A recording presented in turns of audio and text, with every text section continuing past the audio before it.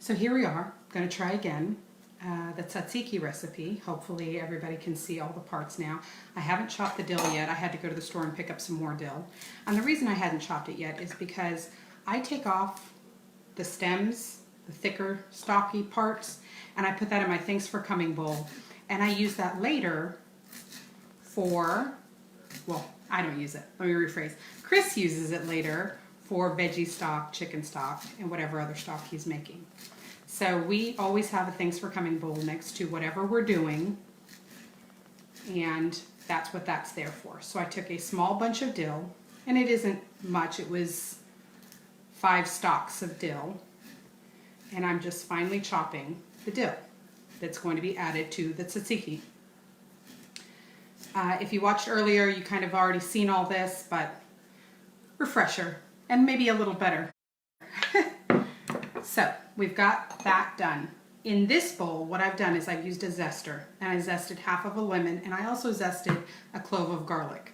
As opposed to getting out another tool and, you know, crushing the garlic, I was like, I can just use the zester. Saves time on a tool. So once that's in, as I said earlier, I use fattier. I use 5% Greek yogurt. The fattier, the better. Around here, we can't find whole, so 5% it is.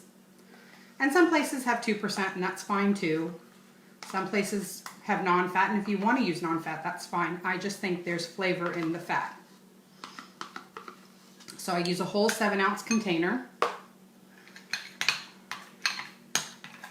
And then the cucumber, which I have squeezed the life out of, and continue to squeeze the life out of.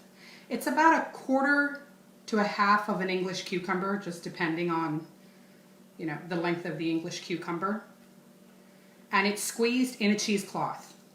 Get as much juice out as you can, because in this bowl, I don't know how visible it is, but there is a 1/2 cup of this cucumber water, which I guess you could drink if you wanted to. I don't know, I've never done that. It's probably good for you. So the dill that I chopped, right into the bowl. It all gets mixed around and happy. And there's a couple things that I felt like I missed earlier when I did the video, so if you saw it earlier, I would still watch this one. One thing to note is I make my tzatziki with dill. Chris makes his tzatziki with mint. Both are good. His tzatziki is actually quite delicious. It's just different. He also uses red pepper flake, which I am going to use today. I don't normally, but I am going to use today. And then the juice of 1/2 a lemon. And sometimes I take if you have one of these juicers, you'll see that the inside of the lemon, it gets these little bits that's not seed. And I add that as well for flavor. Not all of it, just a little bit of it.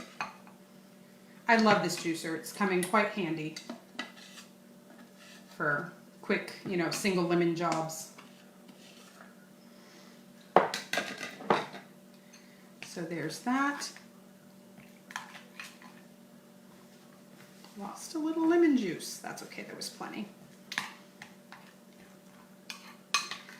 And then all I have is a little bit of spice that I'm going to add to this. Very simple, very quick. The biggest part is when you shred your cucumber, make sure you strain it, because that's a lot of liquid coming off of that cucumber. Zest and juice the lemon. You get a lot of flavor out of the zest. And now I'm going to add a little bit of oregano. I'd say less than a teaspoon. Touch of salt, whatever salt you use. I'm using pink Himalayan today. I don't really feel it needs a lot of salt, so 2 tiny pinches. Fresh cracked black pepper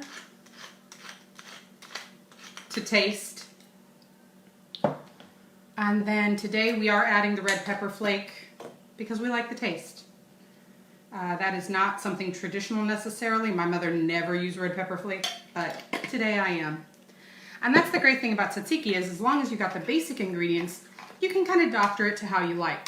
And another way that I doctor it is when we're having wings, I will add feta crumble to a tzatziki as opposed to using a blue cheese dressing because I much prefer the flavor of tzatziki and I like the crumbly feta in there as chunks as a wing dip. And I'm going to add just a little bit of olive oil, just a little. There. And that's really it for me.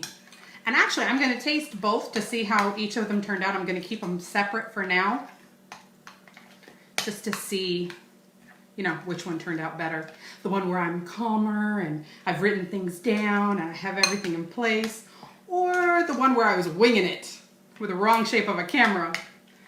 So what we've got, quarter to a half of an English cucumber shredded and strained. Get as much water off as you can.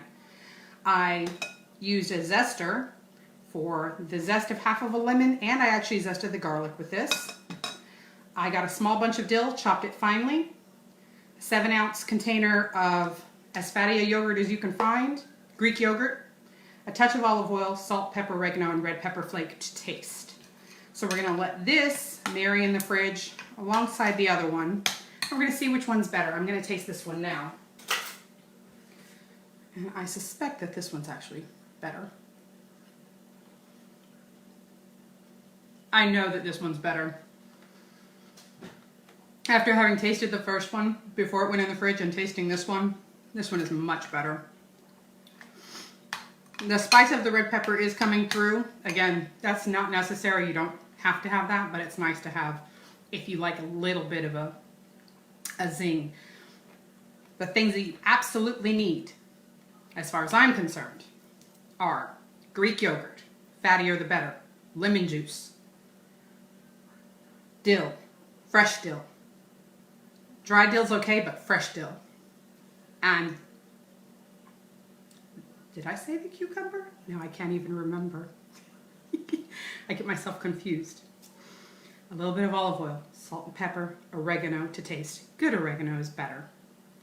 So, hopefully you guys have enjoyed. I will write this down in the header once this posts, and enjoy your tzatziki. It's one of our favorites. Take care. Be safe.